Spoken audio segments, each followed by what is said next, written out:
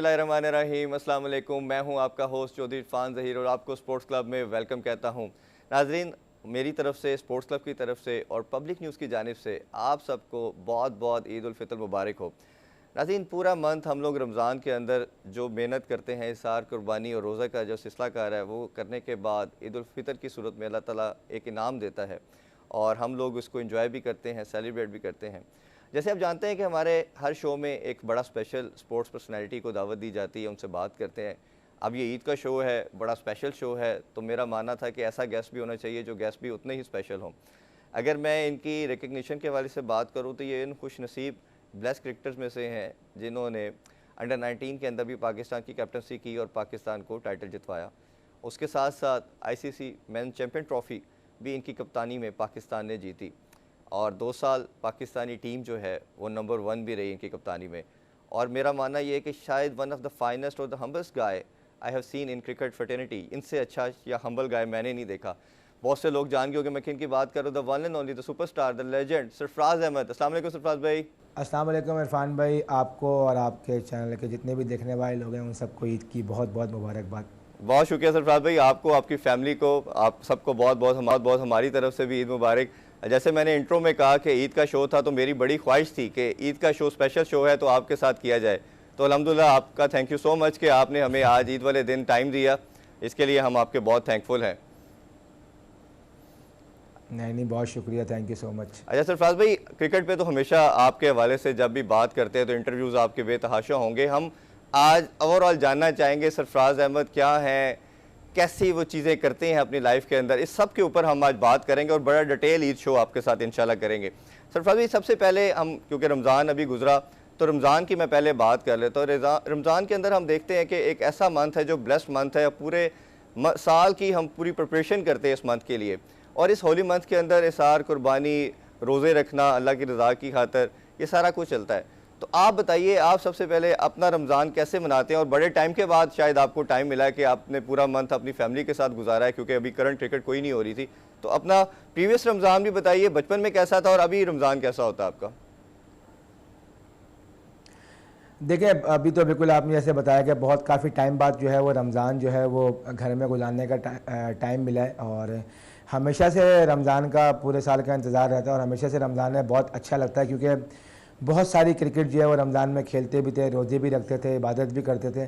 लेकिन इस साल जो थे वो रमज़ान था, पिछले आपको पता है 2 साल से कोविड की वजह से जो है हम लोग कुछ ट्रैवलिंग भी थी और क्रिकेट वगैरह भी नहीं हो रही थी, जो रोज़े जो हैं वो आपके ज़्यादातर जो है वो घर में गुजर रहे थे। तो ये कि रमज़ान जो ये रमज़ान गुजरा है, इसमें क्रिकेट थोड़ी इस बार जो है पहले की निस्बत बहुत कम हुई है, क्योंकि पहले जो है हम लोग दिन में भी टूर्नामेंट खेलते थे, लेकिन इस बार जो है ज़्यादातर जो है वो नाइट्स टूर्नामेंट जो है वो खेले हैं। और उसके साथ साथ जो है क्रिकेट के साथ साथ जो है वो जो है सब ने इबादत की है, और बस अल्लाह ताला से यही दुआ की है कि अल्लाह ताला हम सब के रोज़े और हम सब की इबादत जो है वो कबूल फरमाए। हाँ जी, बिल्कुल, माशाल्लाह। थोड़ा सा इसके साथ साथ अब ईद की भी बात कर लेते हैं।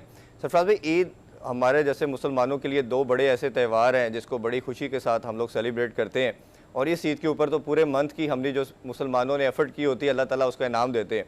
तो ईद का बताइए कि पहले बचपन में आपकी ईद कैसी थी, क्या डिफरेंट होता था, और अब माशाल्लाह you are a father as well, तो 2 बच्चों के बाप हैं, तो अब ईद को कैसे आप देखते हैं? और माशाल्लाह सबसे अच्छी चीज़ जो है कि आप जॉइंट फैमिली सिस्टम में रहते हैं, मुझे आपने बताया, तो किस तरह की ईद होती है आपकी?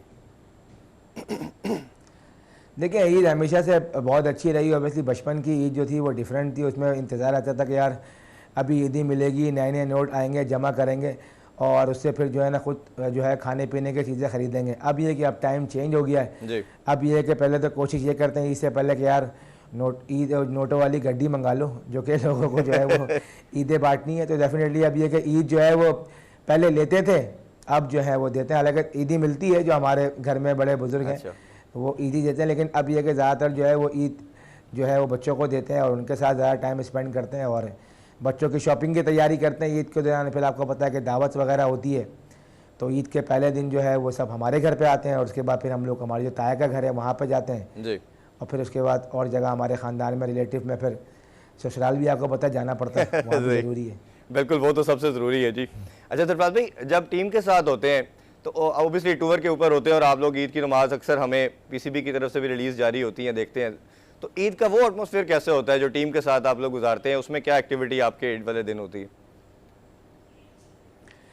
देखिए वो कोशिश करते हैं, आपको पता है कि टूर्स पे अभी अगर आप लास्ट 2 टूर की बात करें तो हम लोग की जो ईद है वो ऑलमोस्ट टूर पे ही गुजरी है। तो कोशिश यही करते हैं कि यार थोड़ा सा माहौल जो है वो ईद वाला बना लें, और एक जगह जहाँ पे होती है जहाँ पे हम नमाज़ पढ़ते हैं प्रेयर रूम, से वहाँ कोशिश करते हैं कि यार ईद का जो है वो ऑर्गेनाइज़ कर लें। जो भी मैनेजर्स होते हैं वो कोशिश करते हैं कि ब्रेकफास्ट पे जो है वो थोड़ा सा दावत वाला तमाम हो जाए, तो सब ये कि सब मिल बांट के वो टाइम स्पेंड करते हैं और कोशिश करते हैं कि एक दूसरे मुल्क में जाके अपने जो ईद वाला माहौल है वो ज़रा बन जाए।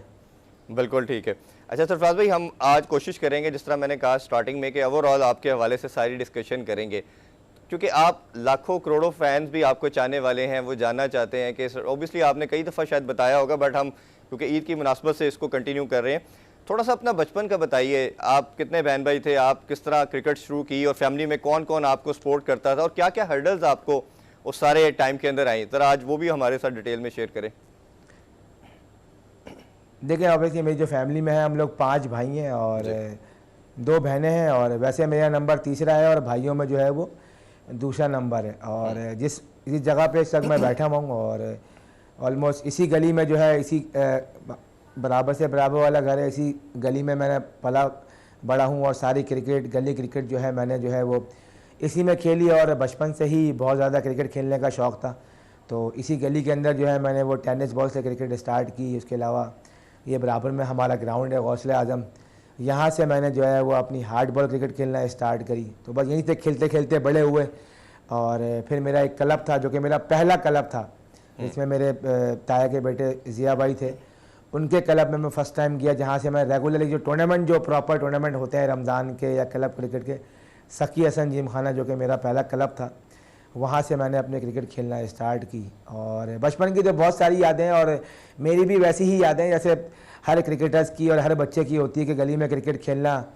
और फिर जो है हमारे जो वालिद साहब थे वो बहुत ज़्यादा सख्त है, स्पेशली दीन के हवाले से, क्योंकि हमारे घर में बहुत ज़्यादा दीनी रुझान था। और मेरे वालिद साहब जो हैं वो तबलीग में भी जाते थे 3 दिन के लिए और 40 दिन के लिए चिल्ले वगैरह पे भी। तो फिर आप समझ सकते हैं कि हमारे यहाँ दीन का रुझान जो है वो कैसा था, और ठीक ठाक जो है वो पिटाई भी लगी है अच्छा। नमाज ना पढ़ने पे, नमाज की पाबंदी करने पे। और ऐसा भी हुआ है कि नमाज का टाइम हुआ और खेल लेते और कुटते हुए जो है वो मस्जिद जा रहे थे। बिल्कुल, वो हमारे कल्चर का पार्ट है कि पेरेंट्स की तरफ से ये तमाम हदायत दी जाती है, और मेरा ख्याल है यही खूबसूरती भी है। अच्छा सरफराज, मैं एक बड़ा पर्सनल सा क्वेश्चन ये जानना चाहूँगा आपसे कि हम लोग, अल्लाह ताला ने हमारा सोसाइटी का किस तरह का नॉर्म्स बनाया है कि हम सब, अल्लाह ताला ने रिश्तों से नवाजा है। ओबियसली पहले हम बेटे की हैसियत से देखते हैं, फिर शादी होती है, बहन भाइयों का भी सिलसिला कार चलता रहता है साथ साथ। जैसे मेरा मानना ये है कि अगर मैं अपना ओपिनियन बताऊं तो इंसान 2 रिलेशन को बहुत एंजॉय करता है, एक माँ के साथ रिलेशन और फिर एक बेटी के साथ रिलेशन।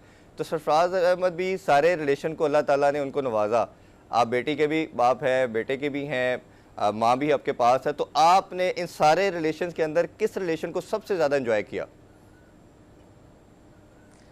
देखिए पहले तो अल्लाह ताला का शुक्र अदा करूँगा कि अल्लाह ताला ने जितना भी दिया अल्लाह ताला का बहुत ज़्यादा शुक्र है। और देखें ये रिलेशन जो है ना, आपको पता है वो आहिस्ता आहिस्ता चेंज होते हैं। पहले आपका जो है माँ बेटे का रिश्ता होता है, और फिर उसके बाद जो है फिर आप बाप बन जाते हैं, तो फिर आपका रिश्ता जो है ना बेटी के साथ जो है। और आपको पता है कि बेटियाँ ऐसी होती हैं कि हर कोई ये बोलता है कि यार डेफिनेटली बेटा भी आपको होता है बहुत ज़्यादा, लेकिन जो बेटियाँ होती हैं वो बाप से ज़्यादा अटैच होती हैं। तो मेरी जो छोटी वाली बेटी है वो आयशा जो है वो जैसे जैसे वो बड़ी होती जा रही है, तो उनकी अटैचमेंट जो है वो मुझसे बहुत ज़्यादा जो है वो बढ़ती जा रही है। तो वो रात में भी जो है वो मेरे साथ सोती हैं, और फिर वो जब उनको सोना होता है तो वो अब हम दूध दे दें, तो वो ये सारी चीज़ें तो अटैचमेंट जो है उनकी जैसे जैसे वो बड़ी होती जा रही हैं तो उनकी अटैचमेंट जो है वो बढ़ती जा रही हैं। और फिर अभी आपको पता है कि मैं जॉइंट फैमिली में रहता हूँ, तो इसमें ये कि सारे भाई वगैरह जो हैं वो बच्चों के साथ अटैच रहते हैं, तो एक अच्छा घर वाला माहौल होता है, और सबके साथ रह के जो है ना वो बहुत अच्छा लगता है। अच्छा सरफराज भाई, हमने देखा कि टूर के ऊपर अब्दुल्ला भी आपके साथ बहुत ट्रैवल करते हैं, और अब्दुल्ला को मैंने भी 3-4 दफ़ा देखा आपके साथ, उसकी भी बॉन्डिंग आपके साथ बहुत ज़्यादा है, और वो क्रिकेटर्स के साथ भी, तमाम प्लेयर्स के साथ भी उसकी एसोसिएशन देखी जाए तो बहुत ज़बरदस्त किस्म की है। तो अब मुझे लगता है कि उसके ब्लड के अंदर क्रिकेट बहुत ज़्यादा है। तो आपका क्या मानना है कि जिस तरह का वो नर्चरिंग उसकी हुई, स्टार्टिंग ही क्रिकेट से हुई, तो क्या वो बड़ा होकर क्रिकेटर बनना चाहता है, या आपके साथ जो बॉन्डिंग है, क्या आप उस तरफ एज ए फादर क्या चाहते हैं कि अब्दुल्ला किस तरफ जाए? देखिए ब्लड में जो है उसके ऑब्वियसली वो जो कहते हैं ना वो क्रिकेट वाला कीड़ा तो नज़र आ रहा है अभी तक जो है ना, तो जाहिर सी बात है उसने, हाँ तो वो अभी तक जो इतनी भी उसने मेरे साथ ट्रैवलिंग की है तो उसने अभी तक सिर्फ क्रिकेट ही देखी है ग्राउंड के अंदर आके। और मेरी भी कोशिश ये होती है कि जब भी मैं जहाँ जाऊँ, जब भी पाकिस्तान टीम के साथ हूँ, अगर फैमिलीज अलाउ है तो मैं ज़रूर जो है वो अब्दुल्ला को साथ लेके जाता हूँ। और उसकी बॉन्डिंग बहुत ज़्यादा अच्छी है लड़कों के साथ, और तो है वो सबको बाय नेम जो है वो पहचानता भी है। PSL की जो जिस टीम में खेलता है वो भी उसको पता है। तो अभी तक उसमें जो क्रिकेट वाला टैलेंट है वो नज़र आता है। देखते हैं जैसे जैसे बड़ा होगा उसके बाद देखते हैं क्या होता है। लेकिन मेरी यही है कि देखिए अगर क्रिकेट खेलना चाहता है तो ज़रूर खेले, सारी उसकी अपनी उसकी विल के ऊपर है कि वो किस प्रोफेशन को चूज़ करता है बड़े होके। और मुझे वैसे मैंने उसका एक इंटरव्यू देख रहा था, वो शायद रोनाल्डो को बड़ा फ़ैन है, अपना हेयर स्टाइल भी उसको कॉपी कर रहा है, तो क्या फुटबॉल के भी जम्स उसके अंदर बहुत ज़्यादा है? देखें आपको पता है आजकल जो है वो सारा आईपैड का दौर है और यूट्यूब किड्स वगैरह जो है बच्चे वो देखते रहते हैं, और आपको पता है इसके बगैर बच्चे जो है वो खाना नहीं खाते हैं। जी। तो हर घर का यही माहौल है। तो जैसे जैसे बड़े होते जा रहे हैं चीज़ें उनको पता चलती जा रही हैं, अब स्कूल भी जाते हैं तो वो सब चीज़ें उनको पता चलती जाती है, तो वो स्पेल करके वो लिखते हैं। तो अब उनको भी पिछले दिनों एक शौक़ चढ़ा कि मुझे इस तरह की हेयर कटिंग करवानी है, और उन्होंने खुद ही सर्च करके जो है 5 ईयर्स ओल्ड किड्स का हेयर कट निकाला, तो उनको उसमें वो वाला हेयर कट दिखा। तो वो अभी तक मैंने कहा ना अभी जैसे जैसे बड़े होते जा रहे हैं हाँ तो शौक़ जो है वो आपको पता है चेंज होते हैं। अभी थोड़ा थोड़ा सॉकर का भी तरफ आना शुरू हुए हैं, तो जो उनका शौक़ होगा, प्रोफेशन होगा, कोशिश करेंगे उसको सपोर्ट करें। जी बिल्कुल है, बीइंग अ फादर आपकी ये रिस्पॉन्सिबिलिटी भी होगी। अच्छा सरफराज भाई, मैं ऑलमोस्ट सारे क्रिकेटर्स के इंटरव्यू भी कर चुका हूँ, सबको कईयों को पर्सनली जानता भी हूँ। आपको मैंने देखा कि आप you are the most finest and the humblest guy in ever all the cricket history. मैंने जितने भी प्लेयर्स को देखा सबसे आप हम्बल हैं। इसकी क्या रीज़न लगते हैं? दीन का रुझान है, पेरेंट्स की तरफ से है, या आप खुद ही पर्सनैलिटी वाइज इस तरह के हैं कि आप हमेशा डाउन टू अर्थ रहते हैं? उसकी सबसे बड़ा जो एक सिंबल नज़र आता है वो ये है कि आपने अपना इलाका नहीं छोड़ा। होता क्या है कि इतना बड़ा फेम के बाद, इतना पैसा के बाद लोग सबसे पहले अपनी जगह छोड़ते हैं, तो आपने अपना एरिया को भी नहीं छोड़ा, अभी भी उधर ही रिजाइड करते हैं जहाँ पहले रहते थे। तो थोड़ा इस हवाले से भी शेयर करें प्लीज़। देखिए ये तो अब आपका बहुत शुक्रिया कि आप जो है वो इस नज़र से देखते हैं, और मेरी कोशिश यही होती है कि मैं जब भी किसी से मिलूं तो बहुत ही हम्बल तरीके से मिलूं। और ये आप कह सकते हैं कि ये एक घर की तरबियत होती है और वालिदैन की तरबियत है। और आज जिस मकाम पे हूँ ऑब्वियसली मेरी वालिद की बहुत सारी दुआएं, और मेरे वालिद ने बहुत ज़्यादा अच्छे काम किए हैं और उसका सिला जो है वो उनके बेटों को आज मिल रहा है। तो मैं जितना भी शुक्र अदा करूँ, अल्लाह ताला का वो काम है कि आज वालिद साहब की दुआएं हैं तो आज इस मकाम पर मौजूद हूँ। जहाँ तक रही हम्बलनेस की, ऑब्वियसली देखें मैं हमेशा कहता हूँ कि मैं उन खुशनसीब लोगों में हूँ जो कि क्रिकेट के अच्छे लोगों में उठा बैठा, जिनको क्रिकेट की हाव नो थी, जिनको क्रिकेट की समझ थी, उन्होंने हमेशा मुझे अच्छी गाइडेंस दी और क्रिकेट के बारे में सारी वो चीज़ें बताई जो कि आने वाले वक्तों में जो है वो मेरे काम आई। तो मैं वही चीज़ें जो है वो साथ लेके चलता हूँ और लड़कों को भी यही समझाता हूँ कि कोई चीज़ जो है वो परमानेंट नहीं है। आज हम खेल रहे हैं, कल कोई और खेलेगा, उसके बाद कोई और खेलेगा। तो जो भी आपका टाइम होता है कोशिश करें कि वो अच्छे तरीके से गुजारें और लोगों के साथ अच्छी यादें लेके जो है ना वो वापस जाएं। तो किसी चीज़ को हमेशा परमानेंट नहीं लिया, और जब भी जितना भी टाइम रहा पाकिस्तान टीम में रहा है या आगे भी अभी रहेगा, इंशाल्लाह कोशिश करूँगा कि हम्बल तरीके से लड़कों के साथ अच्छे इन्वायरमेंट में अच्छे माहौल के साथ रहूँ, ताकि बाद में जब हम क्रिकेट छोड़ने के बाद जब हम मिलें तो हम अच्छे तरीके से मिलें। ये ना हो कि कल को हम के बाद में हमारा आमना सामना हो तो हम, जैसा कि अक्सर हम अभी देखते हैं कि पुराने लोगों के सामने आते हैं और फिर साइड में से पास होकर चले जाते हैं और मिलते भी नहीं हैं। बिल्कुल ठीक। सरफराज अहमद से खुसूसी ईद शो पे बड़ी ज़बरदस्त गुफ्तगू जारी है, but it's time for short commercial break. Stay with अस।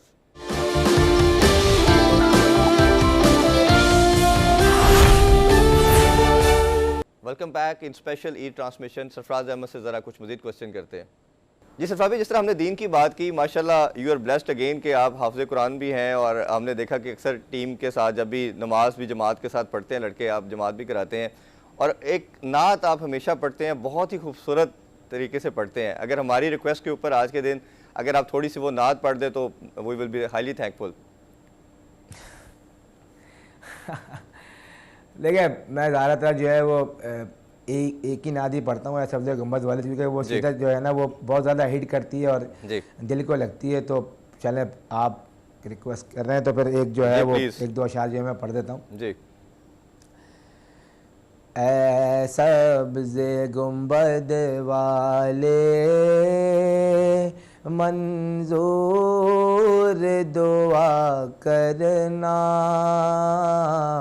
जब वक्त नज़ा आए आका दीदार अता करना। ऐ नूर खुदा आकर आँखों में समा जाना, या दर पे बुला लेना, या ख्वाब में आ जाना। ऐ पर्दनशी दिल के पर्दे में रहा करना, जब वक्त नज़ा आए आका दीदार अता करना। जज़ाकल्लाह, माशाल्लाह, बहुत बहुत शुक्रिया, आपने हमारी रिक्वेस्ट पे बड़ी खूबसूरत नात पढ़ी। हमेशा जब आप पढ़ते हो तो बड़ा ईमान ताज़ा होता है। अच्छा, थोड़ी सी आप छोटे क्वेश्चन भी करते हैं, शॉर्ट किस्म के। अच्छा, थोड़ा सा ये बताइए, आप किस तरह के फ़ादर की हमने बात की, बड़े लविंग किस्म के फ़ादर हैं, लेकिन हमने एक देखा कि थोड़ा सा एग्रेसिवनेस भी आपके अंदर है, क्रिकेट के ग्राउंड के अंदर भी नज़र आती है। तो क्या गुस्सा ज़्यादा करते हैं, क्या कूल डाउन ही रहते हैं? नहीं, बच्चों पे कभी कभी जो है वो गुस्सा तो खैर मैं नहीं करता, लेकिन कभी कभार जो है वो थोड़ा सा अब्दुल्ला को टाइट रखने के लिए जो है वो थोड़ा गुस्सा करना पड़ता है। लेकिन ये कि मैं ज़्यादा गुस्सा नहीं करता, थोड़ा सा जो है उनकी अम्मा थोड़ा सा स्ट्रिक्ट रहती हैं। लेकिन ये कि जहाँ तक मेरा एज अ फादर है तो मैं अपने आप को कह सकता हूँ कि मैं बहुत केयरिंग फादर हूँ और बच्चों की बहुत अच्छे से देखभाल करता हूँ मैं। और अक्सर जो है वो अब्दुल्ला को मैं अपने साथ लेके भी आ जाता हूँ। कभी कभी जब लाहौर आता हूँ, ट्रैवलिंग करता हूँ, तो एक दिन की मेरी जब ट्रैवलिंग होती है तो मैं अब्दुल्ला को अपने साथ रख लेता हूँ और मैं केयरिंग फादर अपने आप को मैं कह सकता हूँ। अच्छा, तो और इसमें कोई शक नहीं है मुझे। नहीं, इसमें हमें भी कोई शक नहीं है। जिस तरह मैंने भी 2-3 दफ़ा आपको देखा है, जिस तरह आप केयर करते हैं बहुत ज़बरदस्त है। अच्छा सरफराज भाई, ये बताएं, खाने में क्या पसंद है, और ख़ास तौर पे ईद के मौके के ऊपर क्या ऐसी फरमाइश भाभी से या माँ जी से करते हैं आप कि ये ईद के मौके पर सरफराज को चाहिए? यार देखें, आपको पता है कि हम लोग जो कराची वाले हैं उनको बिरयानी बहुत ज़्यादा पसंद है। और मेरी अम्मी जो बिरयानी बनाती हैं वो बहुत ज़बरदस्त होती है, उनके हाथ की बिरयानी बहुत अच्छी लगती है। और ईद के मौके पे कोई मिठाई, मीठे में कुछ ख़ास पसंद करते हो? ऐसा कोई ख़ास नहीं है, और मीठे में अगर पसंद है ऑब्वियसली चॉकलेट केक जो होता है वो ज़्यादा अच्छा लगता है। बिल्कुल ठीक है। चलें, ये मेरी कोशिश तो थी कि आपका इंटरव्यू मैं कराची आके करता, नहीं आ सका, बट कभी कराची आया तो आपके घर से बिरयानी आंटी जी के हाथ की ज़रूर खाएंगे, ये आपसे वादा रहा। ज़रूर ज़रूर ज़रूर, वेलकम। बिल्कुल वेलकम सर, वेलकम वेलकम। अच्छा सरफराज भाई, ये बताइए थोड़ा सा, अब क्रिकेटिंग की तरफ भी चलते हैं। किस प्लेयर से आपकी, मैंने देखा कि आपकी कैप्टनसी के अंदर बड़े लड़के डेवलप हुए, काफ़ी लड़कों ने अपना कैरियर अरूज पे भी गया, मतलब लिस्ट का नाम लेना चलें तो बहुत लंबी है, और ऑन द फील्ड हमें लगता था थोड़ा सा आप टाइट रखते थे। किससे सबसे ज़्यादा दोस्ती है, जिसके साथ आपको लगता है कि हर तरह की चीज़ शेयर भी कर लेते हैं, और ऐसा मामला है कि वो भी आपके तरह हर तरह की कंफर्टेबिलिटी फील करता है? देखिए, मेरी बॉन्डिंग जो है वो जितने भी क्रिकेटर के साथ मैं रहा, और जिस टाइम पे मैं कैप्टन था तो मेरी बॉन्डिंग सबके साथ बहुत अच्छी थी। और मेरा रिलेशन जो है इनके साथ पहले भी और अभी भी जो है ना बिल्कुल भाइयों वाला है। तो ऐसा नहीं था, मैं किसी के साथ भी जो है अगर कोई मुझे परेशानी होती थी या कोई प्रॉब्लम होती थी तो मैं उनसे शेयर कर लेता था और ये लोग मुझसे शेयर कर लेते थे। तो जितने भी लड़के मेरे साथ खेले सबकी अभी तक अल्लाह का शुक्र है बहुत ज़्यादा अच्छा रिलेशन है और भाइयों वाला रिलेशन है। जब भी हम लोग टीम में एक साथ होते हैं तो हम लोग इकट्ठे जो है वो खाना खाते हैं, साथ बैठते हैं। आपको पता है कोविड का टाइम था जी। और 2 साल जो है वो पाकिस्तान की टीम ने सबसे ज़्यादा क्रिकेट खेली। तो जितना भी टाइम हमने गुजारा, हमने सब ने इकट्ठे टाइम गुजारा और सबका बहुत अच्छा टाइम गुजरा। और सब माशाल्लाह अपनी अपनी जगह जो है वो माशाल्लाह सारे सुपर स्टार्स हैं और अच्छी क्रिकेट खेल रहे हैं और पाकिस्तान का नाम रोशन कर रहे हैं सब। बिल्कुल सही है। अच्छा सरफराज भाई, थोड़ी सी इसमें मैं बात करना चाहूँगा फतूहात के हवाले से भी, क्योंकि आज खुशी का दिन है, तो खुशी के साथ साथ हम खुशी की बातों के अंदर सेलिब्रेशन का भी जिक्र करते हैं। पाकिस्तान ने 2006 के अंदर जो आपकी कप्तानी के अंदर अंडर 19 का वर्ल्ड कप जीता। मेरा मानना ये है कि 2 तरह के कैप्टन होते हैं, कुछ बॉर्न होते हैं और कुछ gradually with the passage of time सीखते हैं। मेरा ये भी मानना है और मेरे अलावा काफ़ी क्रिकेटर्स का भी ये मानना है, मैं सीनियर क्रिकेटर्स की बात कर रहा हूँ, कि you were the born captain. तो एक तो ये बताइएगा कि अंडर 19 से पहले किसी आपने स्कूल कॉलेज के अंदर या अंडर 16 में कैप्टनसी क्या की थी, और दूसरा जब अंडर 19 की कैप्टनसी आपको दी गई और फिर वर्ल्ड कप के अंदर आपका फाइनल भारत के साथ हुआ और पाकिस्तान 109 पे आउट हो गया, तो क्या एक मोटिवेशन था, क्या डगआउट में बात की, सारा ओवरऑल हमारे से आज शेयर करें प्लीज़। देखिए, जहाँ तक रही बात अंडर 19 की कैप्टनसी की, तो उससे पहले जो मैंने कैप्टनसी की थी वो हमारे जो के इलेक्ट्रिक का डिपार्टमेंट था, वहाँ पे मैंने फ़र्स्ट टाइम जो है वो जो है ग्रेड 2 में जो है वो KSC की कप्तानी करी थी। उसके अलावा मैंने स्कूल लेवल पे मैंने अपने स्कूल, जो हमारा स्कूल था ज़ोहर गवर्नमेंट बॉयज़ सेकेंडरी स्कूल, उसका मैं कैप्टन था। उसके अलावा मैंने जिन्ना कॉलेज से जब मैं खेलता था इंटर कॉलेज, तो वहाँ से भी जो है मैंने कप्तानी की। ऑब्वियसली गली में मतलब एक जिसे कहते हैं ना कि शुरू से ही कप्तानी करने का बहुत ज़्यादा शौक़ था, तो गली क्रिकेट से स्टार्ट की, जो पाकिस्तान लेवल तक पर जाके जो है कप्तानी पहुँची। और थोड़ा सा अंडर 19 के फाइनल का भी बताइए। जिस तरह मैंने अभी कहा कि हम बहुत थोड़े स्लो टोटल पे आउट हो गए थे और अनवर अली का स्पेल हम सबको याद है। आपकी कैप्टन जो ऑब्वियसली डगआउट के अंदर बात हुई होगी फर्स्ट हाफ के बाद ब्रेक के अंदर कि क्या क्या चीज़ें करनी चाहिए, वो भी अगर आप शेयर करना चाहें प्लीज़। देखें, अंडर 19 की कप्तानी की स्टोरी तो जो है वो बड़ी ज़बरदस्त है। कभी जब दूसरे उस पर शो करेंगे तो फिर इस पर भी ज़रूर बात करेंगे। लेकिन कप्तानी का ऐसा हुआ था कि हमारा कैंप लगा हुआ था अपना लाहौर के अंदर, तो उसमें जो है ना वो एक सिनेरियो मैच हो रहा था और हर बंदे को जो है वो कैप्टन्स को जो है ओवर दी जा रही था कि आपने 10 ओवर में इतना टारगेट बचाना है, 12 ओवर में इतना बचाना है। तो हमने 4 मैच खेले थे, तो जो चौथा मैच था उसमें मुझे कैप्टनशिप मिली थी और वो हमें टास्क दिया गया था कि 10 ओवर में कोई 70 के करीब रन जो है वो डिफेंड करने। ऑलमोस्ट इतने ही ओवर थे या शायद इससे एक आध 2 ओवर ज़्यादा होंगे जी। तो वो फिर हमने डिफेंड किए थे। फिर उसके बाद जो है वो कैप्टनशिप जो है वो अनाउंस हुई थी। एशिया कप पहले हम लोग खेलने गए थे, उसके बाद फिर 19 वर्ल्ड कप में कुछ डिफरेंट प्लेयर्स आए थे और फिर उसके बाद दोबारा वो टीम अनाउंस हुई थी। और जहाँ तक रही बात फाइनल की, तो देखिए फाइनल का तो आपको पता है कि हम लोग बहुत कम स्कोर पर आउट हो गए थे। और क्योंकि फाइनल में जो पहली बार अंडर 19 में जब एज अ कैप्टन जो प्रेशर आया था, क्योंकि वो पहली बार हम लोग जो है वो एज अ कैप्टन मैं भी जो है वो लाइव मैच खेल रहा था और लाइव मैच कभी जो है वो टीवी पे कभी खेला नहीं था और इंडिया से मैच था, तो डेफिनेटली बहुत ज़्यादा प्रेशर था एज अ कैप्टन। और हमारी जब इंडिया के मैच से पहले जब हमारी मीटिंग्स हो रही थी, जो हमारे कोच थे मंसूर राना और हमारे जो मैनेजर थे आफ्ताब बलोच, एक तो पहले ये दोनों बहुत ज़बरदस्त है। आफ्ताब भाई का भी तो रिसेंटली जो है वो इंतकाल हुआ और मुझे बहुत ज़्यादा अफसोस हुआ क्योंकि उन्होंने मुझे बहुत ज़्यादा सपोर्ट किया था जब वो हमारे मैनेजर थे और सपोर्ट उन्होंने उस वक्त भी किया और अभी भी जब वो थे थ्रू आउट क्रिकेटिंग कैरियर्स में हमेशा उनसे बातचीत रहती थी। तो अभी उनका रिसेंटली जो इंतकाल हुआ, अल्लाह ताला उनकी मग़फ़िरत फरमाए।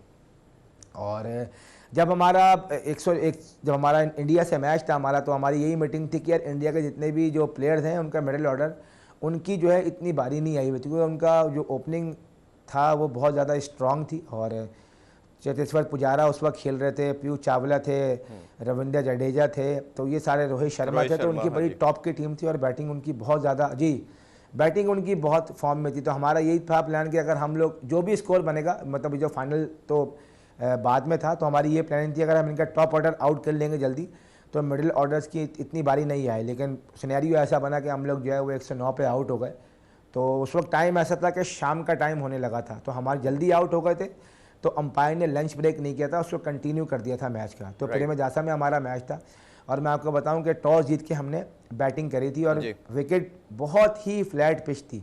मैं ये कहूँ ना कि कोई सीम हो रहा था, कोई स्विंग हो रहा था, कुछ भी नहीं हुआ। और रविंद्र जडेजा और अपना पीयूष चावला ने जो है वो हमारे आउट किए। मेरे ख्याल से इन दोनों ने मिलकर कोई 7 या 8 आउट किए थे दोनों ने मिलकर। तो हम लोग जब 109 पे आउट हुए तो बहुत ज़्यादा प्रेशर था। तो बस डग आउट में यही, जब हम लोग जा रहे थे अंदर हर्डल से, में यही बात हुई कि भाई अल्लाह का नाम लेके जो हम ग्राउंड में जाएंगे, बाकी जो हमारा नसीब। लेकिन जो उस वक्त अल्लाह ताला ने जो उस वक्त मौज़ा दिखाया और जो बॉलिंग करी, स्टार्ट जो है वो जमशेद अहमद ने लिया और उसके बाद अनवर अली ने जो बॉलिंग की, आउटस्टैंडिंग बॉलिंग थी। मैं समझता हूँ कि बहुत सारे, मैं कहता हूं कि शायद अनवर अली ने अपनी लाइफ में इतनी स्विंग नहीं की होगी जितनी स्विंग जो है वो उस दिन कर रहा था। और जो हमारे तीनों बॉलर्स थे, मैं किसी एक का नहीं, अनवर ने तो खैर की बहुत आउटस्टैंडिंग बॉलिंग, लेकिन जमशेद अहमद ने ट्यून सेट किया, उसने आउट किया, उसने 2 आउट किए, उसके बाद अनवर ने आगे 5 आउट किए और फिर उसके बाद जो आखिरी हमारा अख्तर अयूब था उसने जो तीन फिनिश आउट किया किए, मतलब हाँ। आउट क्लास बॉलिंग थी। मतलब वो कहते हैं ना कि किसे कहते हैं ना कि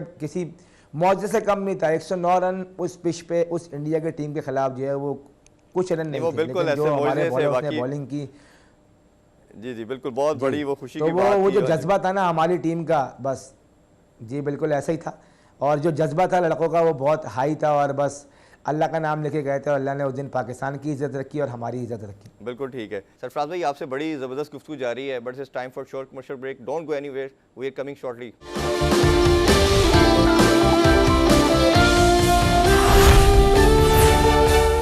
once again welcome back in sports club. अब ज़रा कुछ फतूहात के हवाले से भी सरफराज अहमद से दोबारा डिस्कशन करते हैं। 2007 में आपका नाम टीम के अंदर अनाउंस हो जाता है और आपको जो ग्रीन कैप है, मेरा मानना ये है कि these people are chosen by God. ये अल्लाह ताला की सबसे बड़े ब्लेसिंग में से एक ब्लेसिंग है कि आप अपने कंट्री को रिप्रेजेंट करें और फिर आपको नेशनल फ्लैग भी मिलता है पहनने का, शर्ट पहनने का मौका मिला। वो फीलिंग भी ज़रा शेयर करें जब फर्स्ट टाइम नाम अनाउंस हुआ आपका टीम के लिए।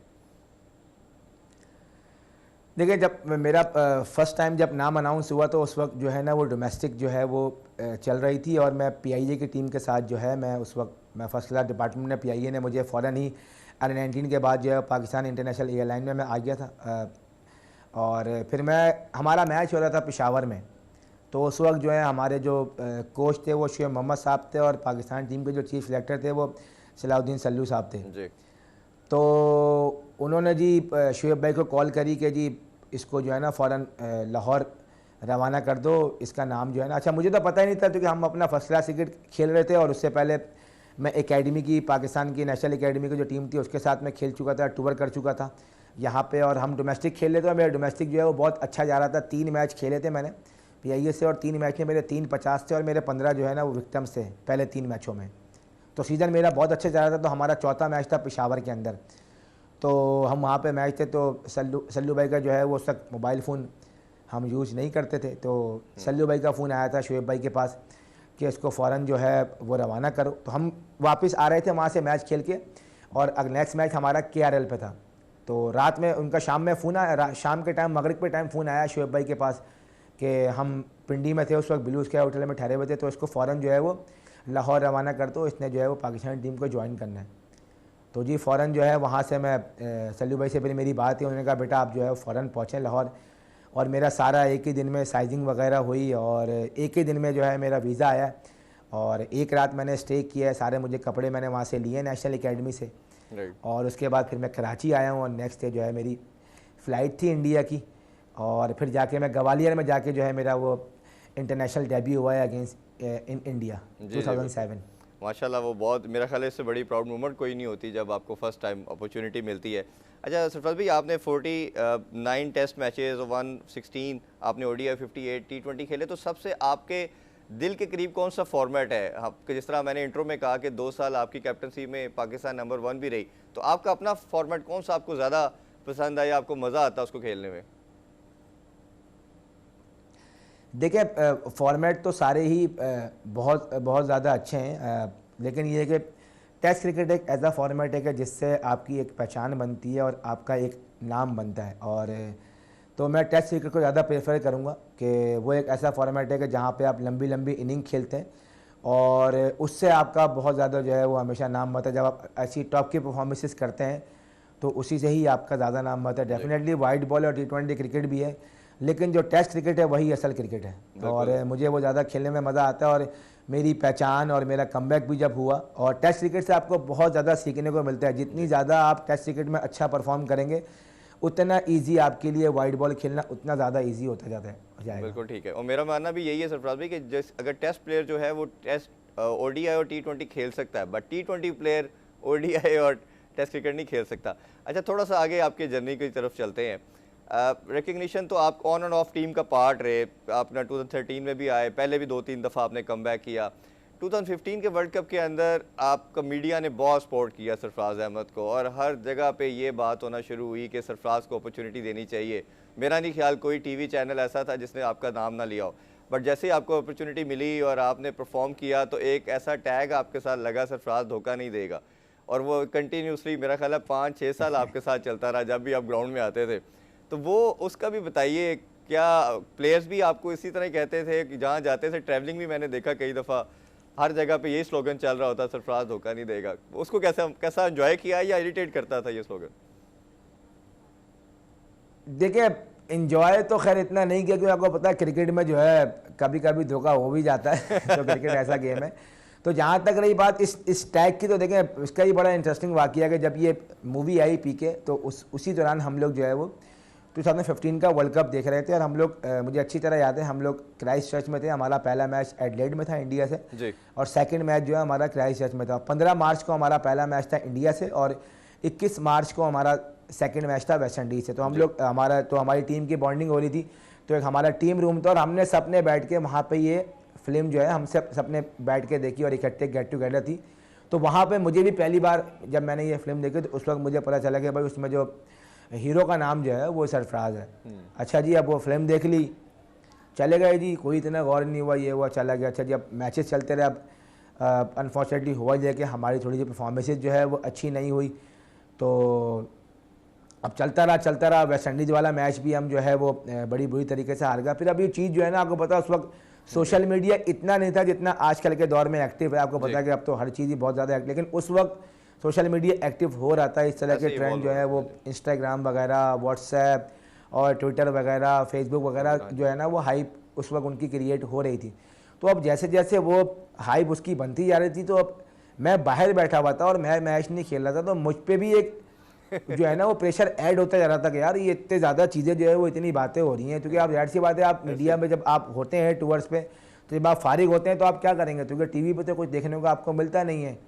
तो उस वक्त मोबाइल आपके होता है, आप जितना भी आप कुछ कर लें आप इससे बच नहीं सकते, जितना भी अवॉइड करें, कहीं ना कहीं आप स्क्रॉल करते हैं तो कोई ना कोई चीज़ आपके सामने आ ही जाती है सोशल मीडिया की। तो वो जब मैं आपको बताऊँ कि जब मैं मैच खेला, जब मुझे पता चला कि यार मैं मैच खेल रहा हूँ, तो आप इमेजिन नहीं कर सकते कि मेरी क्या हालत थी। मतलब इतना प्रेशर था कि मैं आपको बता नहीं सकता कि टांगे जो है ना वो ऐसे हिल रही थी, और इतना प्रेशर था बहुत ज़्यादा। और जब मैं बैटिंग करने जा रहा था, तो बड़ा इंटरेस्टिंग वाक़या है कि हमारी जब हम लोग ना ग्राउंड से पहले जब वार्म अप हमारा हो रहा था, तो फील्डिंग हो रही थी हमारी ना, तो स्लिप की कैचिंग हो रही थी, और ऐसे दोनों कैप्टन जो है ना वो टॉस करने खड़े हुए थे, और ऑकलैंड में हमारा मैच था। तो मेरा फोकस जो है ना वो स्लिप कैचिंग पे बिल्कुल नहीं था, क्योंकि बारिश हो रही थी, साउथ अफ्रीका से मैच था, और आपको पता है उस वक्त साउथ अफ्रीका की टीम पूरे अपने पीक पे खेल रही थी उस वर्ल्ड कप में। वो उनकी बैट लग रही कि वो वर्ल्ड कप नहीं जीत पाए। जो उनकी टीम थी उस वक्त वो मेरे ख्याल से सबसे अच्छी टीम थी, उनकी जो बॉलिंग अटैक था, और ऑकलैंड में मैच था। अब भाई चक्कर ये चल रहा था कि मैं ये दुआ कर रहा था, बारिश भी हो रही थी, ठीक है, और पिच भी बाउंसी, सामने बॉलिंग भी साउथ अफ्रीका, और भाई करनी भी ओपन करनी भी ओपन। मैंने बोला या अल्लाह आज तो आप ही बचाएंगे। तो अब स्लिप की हो रही थी कैचिंग, और मेरा फोकस जो है वो स्लिप कैचिंग पे नहीं था। मैं दुआ कर रहा था कि यार अगर मेरे ख्याल से हम टॉस जीते तो शायद हम फील्डिंग करते, हम भी फील्डिंग करते। तो हुआ ये कि भाई ए बी डिविलियर्स साहब जब पॉइंट ऊपर गया, और जब मैंने देखा ए बी डिविलियर्स बात करने आया पहले, मैंने कहा लो भाई आज तो आ गई पहले बैटिंग सरफराज साहब, अल्लाह ही खैर करेगा आज जो है ना बस। तो वो बहुत ज़्यादा बड़ा उस वक्त ये था कि यार बहुत प्रेशर था, बहुत ज़्यादा प्रेशर था, लेकिन बस अल्लाह का नाम लेके गए, अल्लाह ताला ने इज़्ज़त देनी थी वहाँ पे। तो ऑब्वियसली जब आपको देखें कोई भी बंदा जब प्रेशर में होता है तो उसके चेहरे पे कहीं ना कहीं वो नज़र आ जाता है। मेरा पहला मैच था और पाकिस्तान के लिए भी। जी, आपकी टांगे कांप रही थी, आपकी परफॉर्मेंस की वजह से उनकी कांपे टांगे थी साउथ अफ्रीका की जिस तरह आपने 3 बॉलों पे 3 छक्के लगाए थे। नहीं देखिए वो ऐसा था कि ऑब्वियसली जब मैं जा रहा था बैटिंग करने के लिए, तो उस वक्त जो है मुशी भाई जो है उस वक्त टीम के असिस्टेंट कोच थे, तो वो मेरे पास आए, उन्होंने मेरा काफ़ी हौसला बढ़ाया, बड़ा मुझे मोटिवेट किया। और फिर मिसबा भाई भी मुझे, जब हम ग्राउंड में जा रहे थे, हमारा एंथम जब ख़त्म हुआ, तो मिर्ज़ा भाई ने भी मोटिवेट किया, बेस्ट विशेज़ दी, और बस अल्लाह का नाम लेके ग्राउंड में गए। और फिर जो हुआ बस वो अल्लाह ताला का करम था, अल्लाह ने बहुत अच्छा कमबैक किया। और उसके बाद एक अच्छी चीज़ ये थी कि आपने रुकने का नाम नहीं लिया, फिर जिस तरह की परफॉर्मेंसेस आती रही, और माशाल्लाह फिर उसके बाद आप तीनों फॉर्मेट के कैप्टन भी बने। ये भी मैं बात करना चाहूँगा, ये बहुत बड़ी एक पाकिस्तान को रिप्रेजेंट करना एक बहुत बड़ा इंडिविजुअल के लिए ऑनर होता है, और फिर कैप्टन एज ए कैप्टन करना, और फिर कैप्टन भी तीनों फॉर्मेट के अंदर करना। मेरा ख्याल है कि बहुत गिने चुने 5-6 नाम हमें ऐसे मिलेंगे पाकिस्तान के अंदर जिन्होंने तीनों फॉर्मेट के अंदर अपने कंट्री को रिप्रेजेंट करने के साथ साथ कैप्टनसी भी की। तो थोड़ा सा इस हवाले से भी शेयर करेंगे, कितना बड़ा ऑनर था और कितनी बड़ी अचीवमेंट थी आपके लिए भी ये।